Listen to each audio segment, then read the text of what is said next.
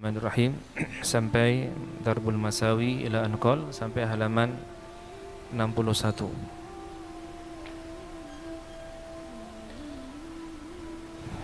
Dikatakan bahwasanya walau cacat bagaimanapun pribadi seorang keturunan anak cucu Rasul sallallahu alaihi wasallam, ia akan mempertanggungjawabkan semuanya di akhirat kelak.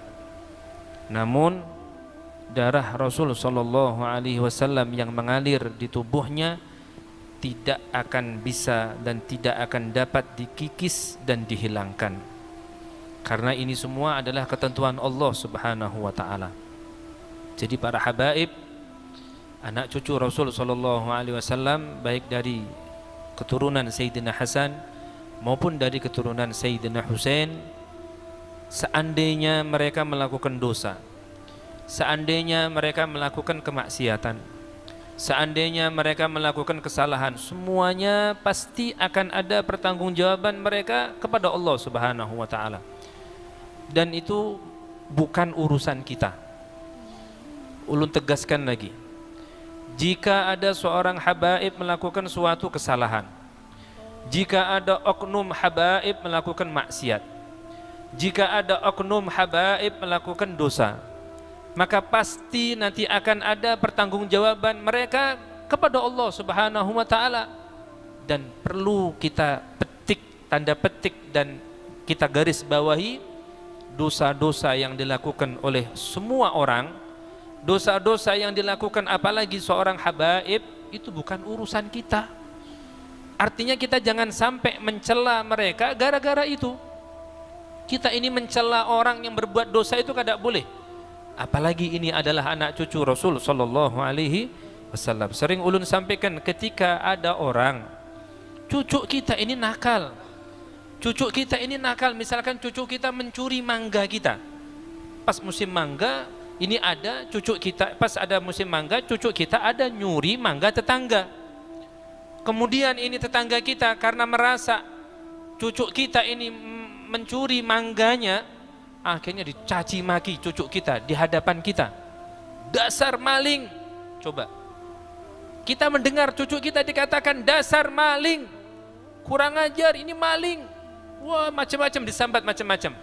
Kira-kira memang cucu kita maling, tapi apakah bisa menerima hati kita dengan ikhlas ketika cucu kita disambati orang maling, maling, maling, maling kayak itu?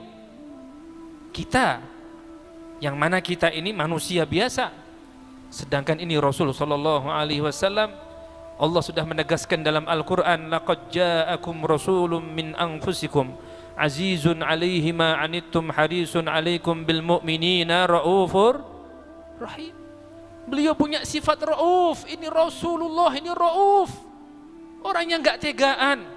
Rahim, orangnya sayang banget sama orang. Rahim, sangat kasih banget sama orang.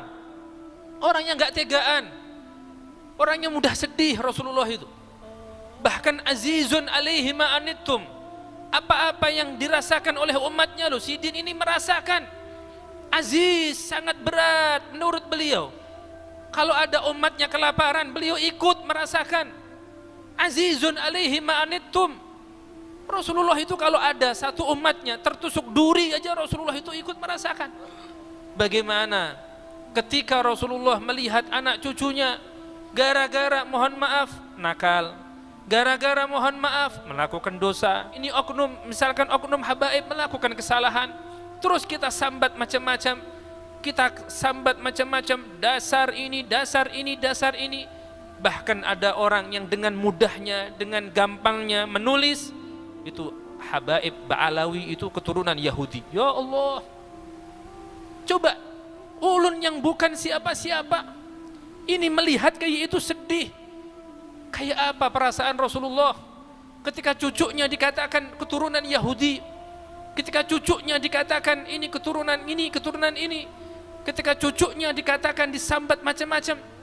Kita yang bukan Rasulullah ngerasa sedih, bagaimana Rasulullah? Coba, itu gak pernah terpikirkan mungkin di benak orang-orang yang mencaci maki habaib. Maka jangan kita mudah menyambat orang biasa aja, jangan, apalagi ini habaib. apalagi ini anak cucu Rasulullah. Dan sebejat apapun, seburuk apapun perilaku habaib, itu tidak akan bisa menghilangkan darah Rasulullah pada diri mereka. Gak akan hilang, tetap darah Rasulullah ada di situ. Tetap darah Rasulullah ada pada tubuh para habaib. Senakal apapun mereka, seburuk apapun mereka, maka kita harus mengingatkan mereka. Kita ingatkan mereka, kita ingatkan dengan cara yang baik, kita nasihati mereka dengan cara yang baik. Jangan kita mencaci maki mereka, apalagi mencaci kehabiban mereka. Ini yang salah fatal, ini akan ada yang sakit hati. Ingat, ketika ada orang mencaci maki habaib, orang yang paling sakit hati adalah Rasul sallallahu alaihi wasallam. Orang yang paling sakit hati adalah Sayyidah Fatimah. Sayyidah Fatimah, bagaimana perasaan beliau ketika anak cucu beliau disakiti kayak gitu, disambati kayak itu? Kayak apa Sayyidah Fatimah, kayak apa perasaan Sidin ketika anak cucu Sidin dihina, dicaci maki kayak itu, kayak apa? Dan kalau sudah Sayyidah Fatimah sedih, semua yang membuat Sayyidah Fatimah sedih maka telah membuat sedih Rasul sallallahu alaihi wasallam. Rasulullah mengatakan, Fatimah bid'atun minni, Fatimah itu bagian dariku. Barang siapa yang menyakitinya berarti telah menyakitiku, dan barang siapa yang telah membahagiakannya berarti dia telah membahagiakan aku. Semoga kita termasuk orang-orang yang senantiasa membahagiakan Sayyidah Fatimah. Lewat siapa? Lewat ini loh, cucu-cucunya. Kita kada bisa mengasih hadiah banyak kepada anak cucu Sayyidah Fatimah, ya sudah, kada usah kita nyambati mereka, kada usah kita nyakiti mereka, kada usah kita membuat mereka sedih. Awas, awas, hati-hati. Semua yang membuat Sayyidah Fatimah sedih itu akan membuat sedih Rasul sallallahu alaihi wasallam.